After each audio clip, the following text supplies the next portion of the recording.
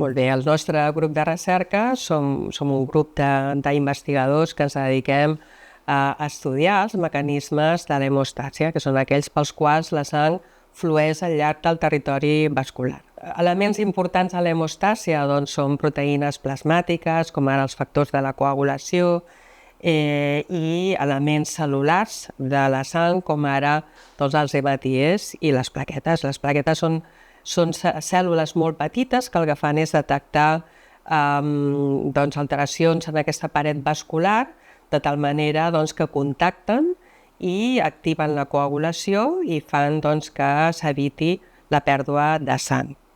Els elements que participen en la hemostàsia són variats i estan en un perfecte equilibri, i quan aquest equilibri es perd podem estar enfront de patologies de l'hemostàsia com són la trombosi i l'hemorràgia. I aquestes patologies poden desenvolupar-se al llarg de la vida, o també pot haver una predisposició genètica, una predisposició familiar en alguns individus.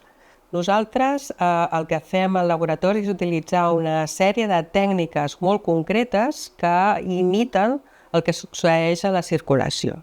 I per tant són plataformes ideals per poder explorar fàrmacs antiplaquetaris, fàrmacs antitrombòtics i també protectors de l'endoteli, que al final l'endoteli és aquella capa de cèl·lules que recobreix els vasos sanguinis i que està constantment exposat a totes les situacions patològiques que es poden donar en un individu.